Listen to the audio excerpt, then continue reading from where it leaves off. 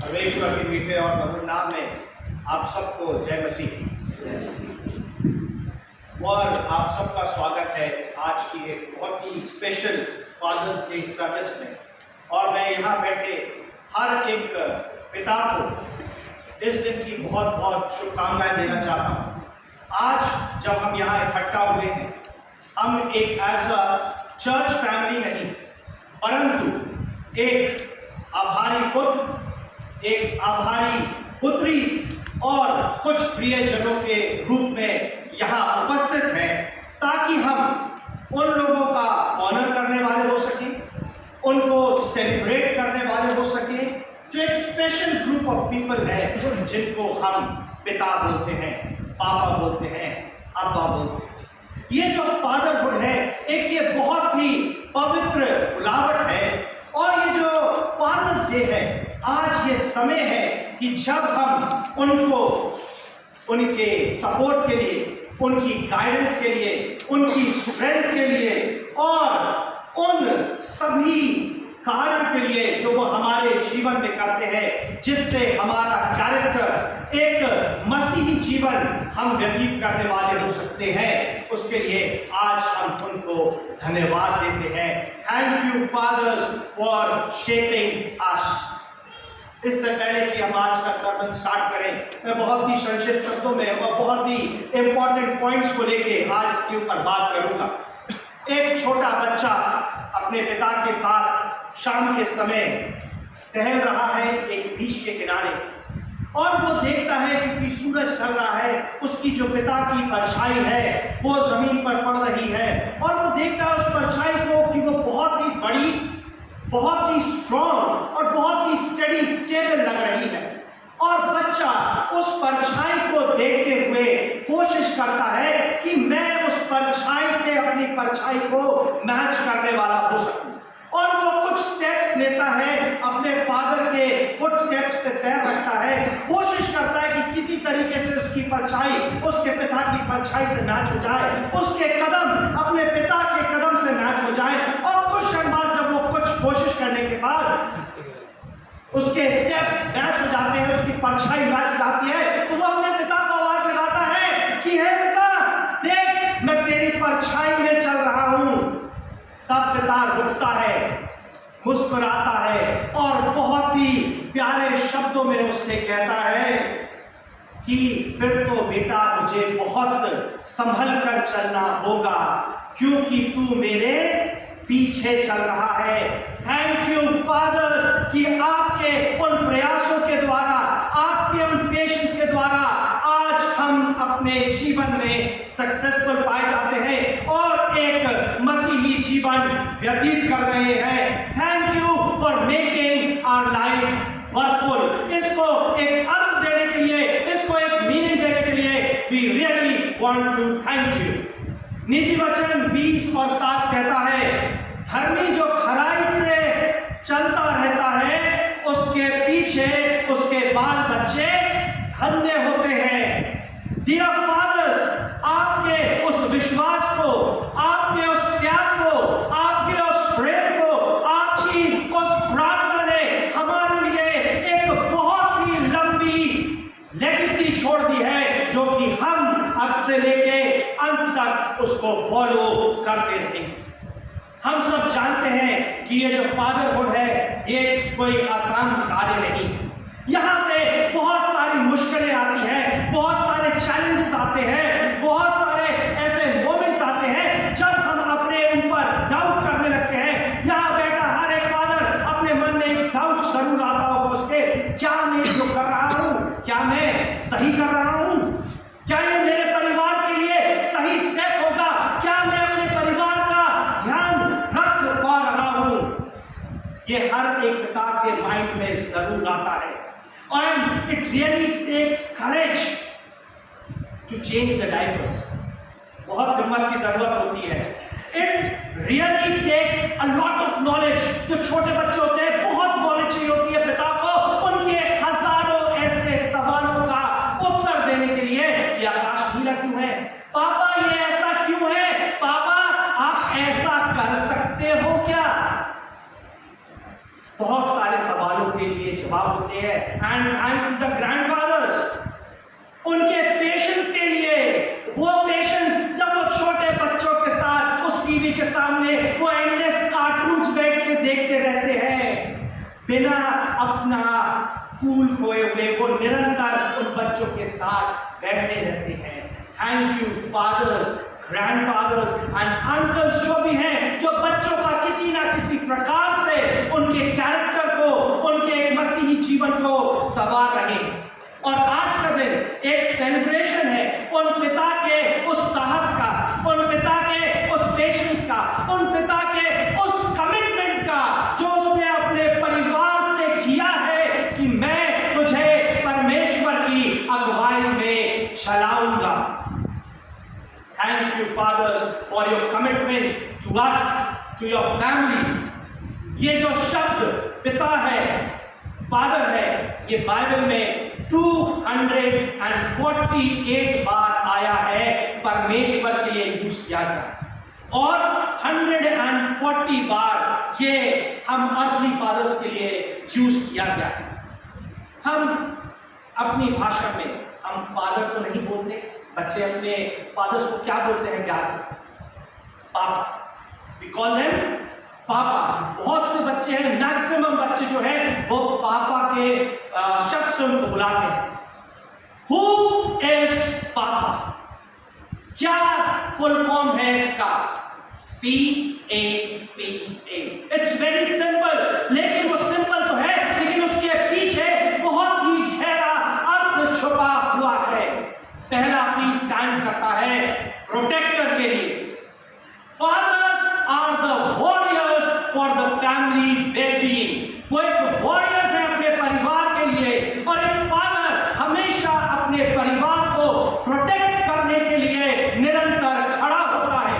Physically तो खड़ा होता है, लेकिन वो इमोशनली और स्पिरिचुअली भी वो अपने परिवार को बचा के रखता है। भजन संहिता 91 और 2 में लिखा हुआ है, गॉड इज माय रिफ्यूज, वो मेरा शरणगत है। वैसे ही फादर घरों में हमारा रिफ्यूज है, वो उस परमेश्वर का रोल अदा करता है। वो हमारी परिवार के लिए एक शील्ड है जो कि हमें दुनिया के अनेक प्रकार की मुश्किलों से, अनेक प्रकार के हार्म से हमको बचाता है, और एक प्रोटेक्शन गार्ड के समान हमारी वो रक्षा करता है। Thank you fathers for being the protector of the family and protectors of your child. दूसरा A stands for advisor। वो आपको एडवाइस देते हैं। एक जो फादर है वो अपने बच्चों को नॉलेज की, उनको करेक्शंस की, साथ ही साथ गाइडेंस की बहुत सी ऐसी एडवाइसेस देता है जो कि उनको अभी के लिए नहीं परंतु आने वाले समय के लिए भी वो उनके लिए मार्गदर्शन का कार्य करती है। नीति वचन 4 और 1 में लिखा हुआ है, पिता की शिक्षा को सुनो और समझ प्राप्त करने में मन लगाओ।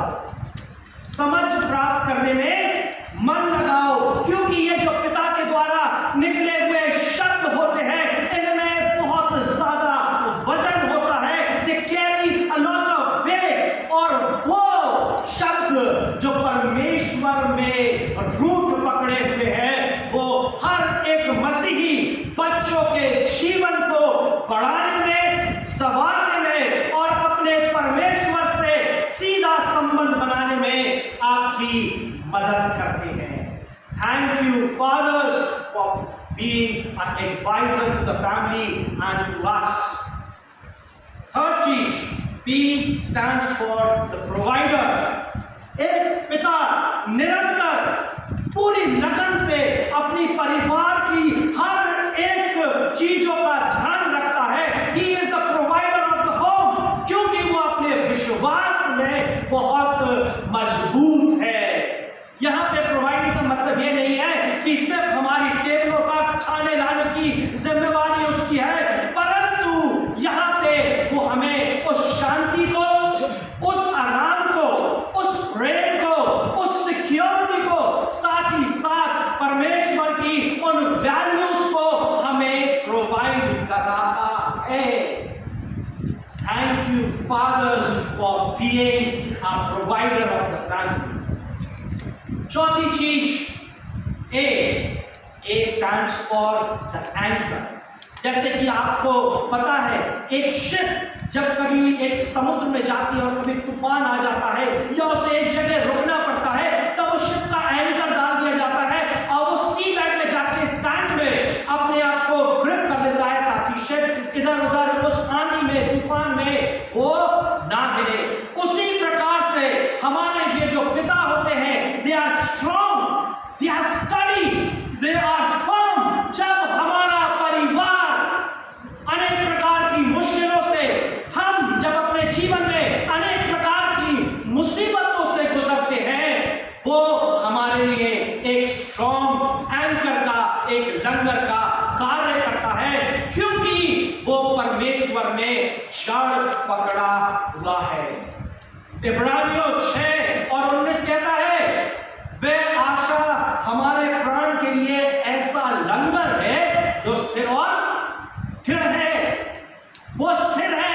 Thank you fathers for being the anchors of our life. जैसे पिता हमारे जीवन के लिए एक बहुत ही स्ट्रॉन्ग एंकर है, उसी प्रकार से हमारा अर्थली पिता भी, जिस पर हम भरोसा रखते हैं। और जब वो परमेश्वर पे भरोसा रखता है, उसके वो हमारे जीवन में एक स्टेबिलिटी लेके आता है। Thank you, fathers, for bringing stability in our life.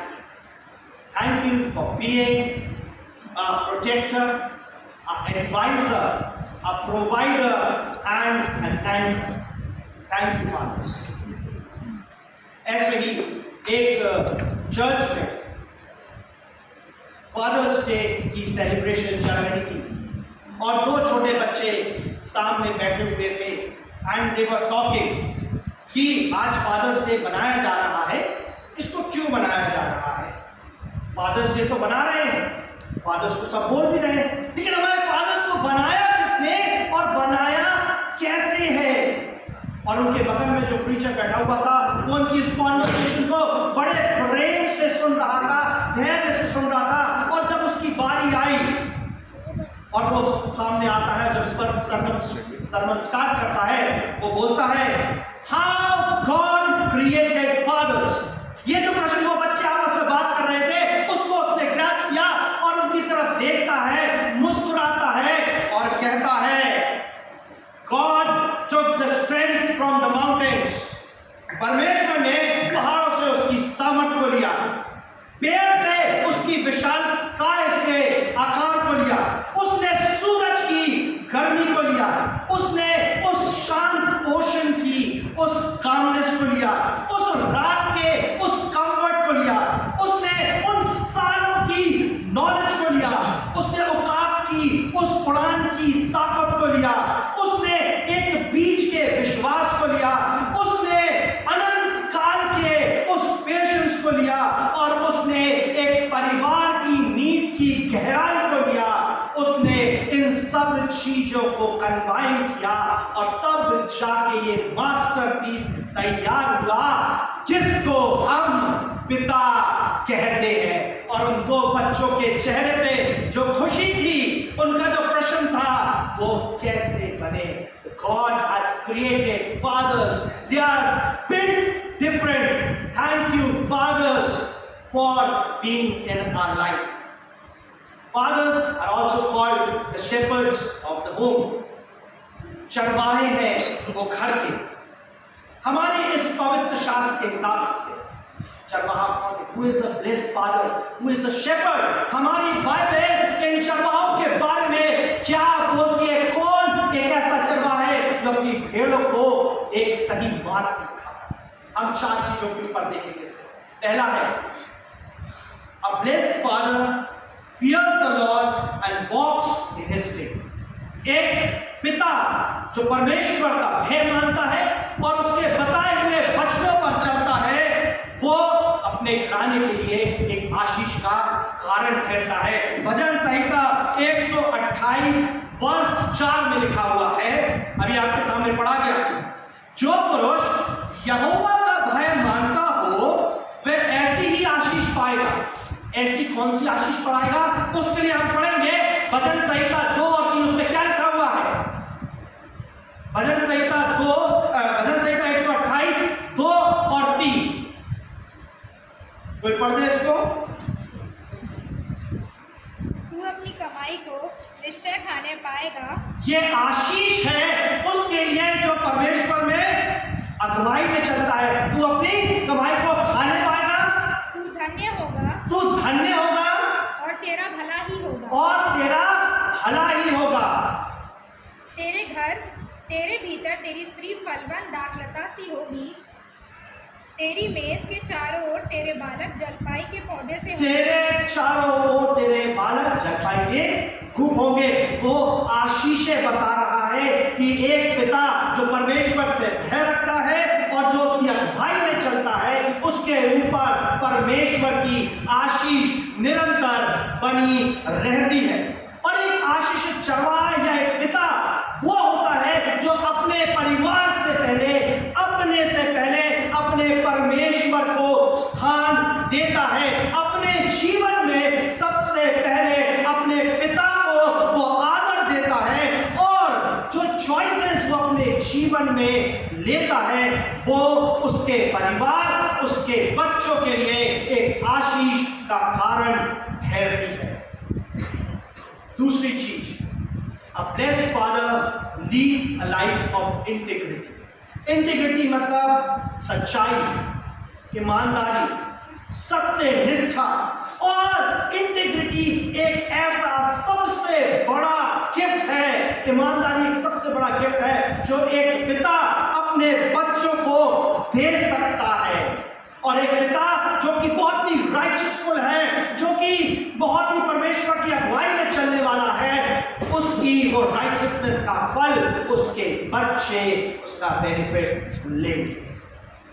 तीसरी चीज, blessed father teaches and instructs his children. वो बच्चों को सिखाता है, उनको वो इंस्ट्रक्ट करता है। व्यवस्था विवरण 6 और 7 में अभी हमने इसको बाइबल रीडिंग में लिया कि एक ब्लेस्ड फादर जो है वो ना केवल अपने बच्चों को कोई स्किल्स सिखाता है, उनको वो रूल्स ही नहीं सिखाता, परंतु वो परमेश्वर के विश्वास के बारे में भी वो अपने बच्चों को उसके बारे में बताता है। वो परमेश्वर के कार्यों को उसके जीवन में वो चाहता है कि वो उसको जाने। और आज यहाँ पे ऐसे हजारों लाखों पिता हैं जो कि अपने बच्चों को जो वो परेशानी इस जीवन में व्यतीत कर रहे हैं, इस बाइबल से कोट करके उन परेशानियों का हल उन्हें बता रहे हैं। Thank you, fathers, for instructing us through this word of God. चौथी चीज, a blessed father prays for his family. जैसे कि अय्यूब निरंतर अपने बच्चों के लिए प्रार्थना करता रहता था कि वो कहीं पाप ना कर ले। एक जो ब्लेस्ड फादर है, एक पिता जो है, वो निरंतर कोशिश करता है कि वो अपने बच्चों को उस परमेश्वर के लहू में ढांप के रखे ताकि वो कोई पाप ना कर ले और अपने उस प्रेम को जो परमेश्वर उनसे करता है वो प्रार्थना के द्वारा परमेश्वर के उस प्रेम को वो समझने वाले हो सकते हैं। डियर चिल्ड्रन, प्यारे बच्चों, ये जो फादर्स हैं ये हमारे जीवन का एक कंपस है। Fathers are the compass of childrens life. जब आप अपने जीवन में बढ़ रहे हो, ग्रो कर रहे हो और इस संसारिक दुनिया में आपके पास हर जगह से अनेक प्रकार की नॉलेज आ रही है, अनेक प्रकार की चीजों को आप सीख रहे हो, उसमें कुछ अच्छी चीजें भी हैं, कुछ बुरी चीजें भी हैं। और अगर आप चाहते हो कि इस संसारिक दुनिया में आप बहुत ही ईमानदारी से इससे नेविगेट करके आप अपनी लाइफ में सक्सेसफुल हो जाएं, उसके लिए आपको जरूरत है एक राइट इंस्ट्रूमेंट की, एक राइट ऑब्जेक्ट की, और वो है compass. And who is your compass to guide in your life? वो कंपास है आपका पिता, योर फादर। एक पिता की गाइडेंस, उसके डायरेक्शन, वो आपको इंश्योर कर सकते हैं कि आप एक बहुत ही अच्छा मॉरल एटीट्यूड, एक बहुत ही अच्छा पवित्र जीवन व्यतीत करने में वो आपको हेल्प कर सकते हैं। वो आपको हेल्प कर सकते हैं ये चीज समझने में कि क्या चीज परमेश्वर की नजर में सही है और क्या परमेश्वर की नजर में गलत है। एंड जब पिता आपसे वो एक्सपीरियंस को शेयर करता है, वो आपको वो चीजें, वो टूल्स, वो स्ट्रैटेजीज बता रहा है ताकि आप एक पवित्र जीवन व्यतीत करने वाले हो सके। और जब वो अपने लाइफ के लेसन्स जिससे वो गुजर चुका है वो आपसे शेयर करता है, तब वो आपको हेल्प करता है एक ऐसे डिसीजंस लेने में जो आपके लिए और आपके आने वाले परिवार के लिए बहुत ही ज्यादा बहुमूल्य होंगे। And remember, this compass is reliable. आपका पिता बहुत ही ज्यादा रिलायबल है। क्यों? कि वो आपका साथ कभी कभी नहीं छोड़ेगा। Thank you, fathers, once again for being the compass of our life. What are the duties of children towards the father? एक फादर की ड्यूटीज तो बहुत सारी हैं, लेकिन जब हम आज फादर्स डे बना रहे हैं, ये बच्चे बना रहे हैं, और उन बच्चों की क्या ड्यूटी है अपने पिता के प्रति। सबसे बड़ी ड्यूटी जो एक बच्चे की अपने पिता के प्रति होती है, that is obey with a willing heart. Obedience, आज्ञाकारिता, ये एक सबसे अच्छा तरीका है जब बच्चे अपने पिता को अपना प्रेम और अपनी रिस्पेक्ट दिखा सकते हैं, उनका आदर करके। सिर्फ आदर करके नहीं, आदर करने का मतलब ये नहीं है कि जो पिता ने बोला है सिर्फ उतना ही करो, but to do it with a good heart, एक सच्चे हृदय के साथ करना, एक अच्छे एटीट्यूड के साथ करना। कुलुस्सियों 3 और 20 में लिखा हुआ है, हे बालकों, सब बातों में अपने माता पिता की आज्ञा का पालन करो, क्योंकि प्रभु इससे प्रसन्न होता है। हे बालकों, यह आपके लिए है, क्योंकि जब आप अपने पिता का आदर करते हो, आप अपने स्वर्गीय पिता का भी आदर करते हो। जो सबसे महत्वपूर्ण बात है, you have to obey your father with your good heart. दूसरी चीज तो फादर्स का सबसे इंपॉर्टेंट काम भी होता है, that is listen to his wisdom. उसके बताए हुए नॉलेज को, उसके बताए हुए विजडम को, उन नोबल डीड्स को जो वो बताता है, उसको आप सुनिए, उसके इंस्ट्रक्शंस को सुनिए, क्योंकि कभी कभी ज्यादातर आपके पिता के ये जो एडवाइजर्स होते हैं वो बड़े बड़े लेक्चर्स में नहीं, वो बड़े बड़े फैंसी वर्ड्स में नहीं आते, कभी कभी वो छोटी छोटी भाषाओं में, छोटे छोटे साइलेंट एग्जाम्पल्स में वो आपको दे देते हैं। और जब वो एडवाइसेस आपको दे, keep it in your mind, don't keep it in your heart. Why? जब आप उसको अपने हेड में रखोगे, you are going to say keep it safe, keep it in your mind. क्यों? ताकि आप उसको रिकॉल कर सको जब आपको उसकी जरूरत हो, उसको हमेशा याद रखो। इसलिए मैंने कहा keep it in your mind. ये जो वर्ड्स आज आपके पिता आपको बोलते हैं, जो एडवाइस देते हैं, जो नॉलेज की बातें आपको बोलते हैं आपके भलाई के लिए, वो भले ही आज आपको बहुत अनकंफर्टेबल लगे कि पिता में से क्या बोल रहा है, परंतु ये आपके आने वाले फ्यूचर के लिए बहुत ही ज्यादा महत्वपूर्ण है। तीसरी चीज, respect the role of father in the family. उस पिता के उस दायित्व को जो परिवार में है, उसका आप आदर कीजिए। God calls children to honor their father as a way of honoring God। हमने देखा कि अगर आप उसका आदर करोगे तो आप परमेश्वर का आदर कर रहे हो। परमेश्वर ने आपको कहा है, आज्ञा भी दी है कि अपने माता पिता का खूब आदर करना। Support him whenever he is in need. और वो जो एफर्ट्स अपनी फैमिली के लिए करते हैं, उसका भी ध्यान रखें। respect him no matter. यहाँ बहुत से बच्चों के चेहरे पर मुस्कुराहट भी आ रही है।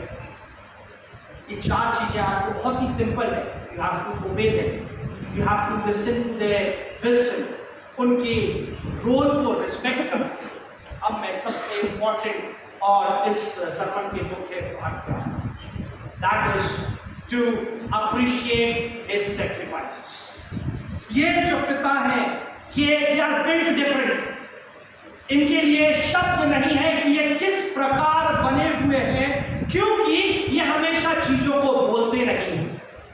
उनके ऊपर बहुत सा ऐसा भार होता है जो कि हमको और परिवार को नहीं दिखता है, चाहे वो घंटों तक अपने काम में बिजी क्यों ना हो, चाहे वो अपने परिवार की सुरक्षा क्यों ना हो, अपने परिवार के लिए प्रोवाइडिंग क्यों ना हो, चाहे वो बच्चों की छोटी सी छोटी परेशानी से लेके बड़ी सी बड़ी जरूरतें क्यों ना हो, वो हर चीज में त्याग करता है। और बच्चों, आपको जरूरी है कि आप उस त्याग को, उस सेक्रीफाइस को रिकॉग्नाइज करें, उसको अप्रिशिएट करें कि व्हाट योर पापा has done for you. Why fathers are called the cornerstones of the children's life? क्यों पिता बच्चों के जीवन का वो कॉर्नरस्टोन कहलाता है? क्योंकि उसने अपना कंफर्ट सेक्रीफाइस किया है ताकि वो आपको कंफर्ट दे सके। वो इसलिए कॉर्नरस्टोन कहलाता है क्योंकि उसने अपना टाइम सेक्रीफाइस दिया है कि आपके साथ वो समय व्यतीत कर सके। उसने सेक्रीफाइस दिया है अपनी इच्छाओं का ताकि वो आपकी इच्छाओं को पूरा कर सके। उसने अपने फ्यूचर का सेक्रीफाइस दिया है ताकि वो आपको एक अच्छा फ्यूचर दे सके। ये जो सेक्रीफाइसेस हैं, ये एक बीज के समान है जो कि वो प्लांट कर रहा है आपके फ्यूचर के लिए। Thank you, fathers, and we children really appreciate your sacrifices. उस त्याग का जो आपने हमारे लिए किया है, हम आपको बहुत बहुत धन्यवाद देते हैं। यहाँ पे एक मैं छोटी सी स्टोरी को बोल के मैं इसको खत्म करूंगा। एक छोटी बच्ची अपने पिता के साथ बैठी हुई है। उसका 5th बर्थडे है और वो पिता उसको गिफ्ट देता है और बच्ची बड़ी खुश होती है उस गिफ्ट को देख के। और जब वो गिफ्ट खोलती है उसको बड़ा अच्छा लगता है। Everything is going well. पता नहीं बच्चे के मन में क्या आता है, क्योंकि बच्चों के अंदर बहुत सी इंक्विजिटिवनेस होती है। और वो पूछती है कि पापा जब मैं बड़ी हो जाऊंगी तो आप मेरे 15th बर्थडे पे, एक रैंडम नंबर उसने बोल दिया, आप मेरे 15th बर्थडे पे मुझे क्या गिफ्ट देंगे? पिता उस तरफ देखता है, उसके सवाल से कहता है, बेटा अभी तो बहुत समय है, अभी तो बहुत समय है, जब आएगा मैंने तो अभी कुछ सोचा नहीं है, जब समय आएगा मैं जरूर। समय बीत जाता है और जब वो 15 साल की होने वाली होती है, उसके एक दिन पहले सडनली वो बच्ची कोलैप्स हो जाती है। उसको हॉस्पिटल लिया जाता है और जब उसको अंदर आईसीयू में ले लिया जाता है, उसके इंस्पेक्शंस होते हैं और वहाँ पता चलता है कि उस बच्ची का हृदय बहुत ही ज़्यादा कमज़ोर हो चुका है। और डॉक्टर्स एक बहुत ही पेनफुल एडवाइस उठा लेके आते हैं, पिता के पास बोलते हैं, आपकी बच्ची अब सर्वाइव नहीं कर पाएगी। पिता अंदर से बहुत ज़्यादा टूट जाता है। उसको समझ में नहीं आ रहा कि क्या करना चाहिए, परंतु वो हार नहीं मानता, वो प्रार्थना करता है। उसको हर जगह को हाथ में चलाता है कि कहीं से कुछ ऑप्शन हो जाए, कुछ मिल जाए, परंतु कुछ नहीं मिलता। वो डिसाइड करता है कि that now I am going to give her. ये डिसाइड कर लेता है वो अंदर ही अंदर, ना वो किसी को बोलता है, ना वो अपनी बच्ची को बताता है। और सब तैयारियां हो जाती हैं। वो एक रात पहले अपनी बच्ची के पास आता है और बच्ची को क्योंकि अब तक पता चल जाता है, और अपने पिता से वो कहती है कि पापा क्या मैं अब आई एम गोइंग टू पास, मैं ये सर्वाइव नहीं कर सकती। और पिता वहाँ खड़ा हुआ है, उसकी आंखों में आंसू है लेकिन वो उससे एक शब्द कहता है कि बेटा, you are going to live। कहती है कैसे पिता? कहता है बस मुझे पता है कि तू सरवाइव करेगी। वो वहीं घुटने टेकता है, वो प्रार्थना करता है, और वहां जो सारी नर्सेस और डॉक्टर्स हैं वो वहां पे उपस्थित है। उसके उस प्रार्थना को वो सुनते हैं और उसके उस जीवन को देखते हैं कि कैसे अपने बच्ची के लिए अपने स्वर्गीय पिता से वो प्रार्थना कर रहा है। और एवरीथिंग एंड्स देयर। सब रात हो जाती, वो बाहर आके अपनी बच्ची के लिए प्रार्थना कर रहा होता है, पूरी रात को प्रार्थना करता है, क्योंकि इसे दूसरे दिन पता है कि वो उसके साथ नहीं होगा। सवेरे का समय जब सब तैयारी हो जाती है, पता नहीं क्या होता है डॉक्टर्स को कि ऑपरेशन टेबल पे जाने के बाद वो कहते हैं, काम करते हैं, एक छोटा सा टेस्ट और रन कर लेते हैं कि कहीं ऐसा ना हो कि कोई हमसे चूक हो जाए और कहीं दोनों जन चले। और जब वो टेस्ट करते हैं and suddenly they found some small changes in it, एक चेंज देखते हैं और डॉक्टर को वो चीज समझ में नहीं आता है। वो कंसल्ट करते हैं कि ऐसे कैसे हो सकता है। उस बच्ची के हृदय में एक अनेक प्रकार की हलचल दिखाई दे रही थी। उसका हार्ट जो अब कम पंप कर रहा था, वो बहुत अच्छी तरीके से कोशिश कर रहा था ब्लड को पंप करने के लिए। And the stop the operation दे। वो उस पिता के पास जाता है, डॉक्टर कहता है कि अब जरूरत नहीं है इस ऑपरेशन की, क्योंकि जो सेक्रीफाइस आप अपनी बच्ची के लिए करना चाहते थे और जो प्रार्थना आप अपने बच्चे के लिए करना चाहते थे, आपके स्वर्गीय पिता ने उसको सुन लिया। A father who prays or kneels for his children, और ऐसा सेक्रीफाइस जो कोई नहीं देख सकता, उससे पिता ही कर सकता है। Thank you, fathers, for sacrificing your life to help us grow in the Lord। और साथ ही साथ मैं उन बच्चों के लिए जिन्होंने अपने पिता को खो दिया, डोंट बी हर्ट, आप निराश मत होइए। रिमेंबर कीजिए उसके उन सेक्रीफाइसेस को, उस प्रेम को, उस गाइडेंस को जो वो आपको दे के गए हैं कि आप एक अच्छा जीवन आज व्यतीत कर रहे हैं। He was always there for you।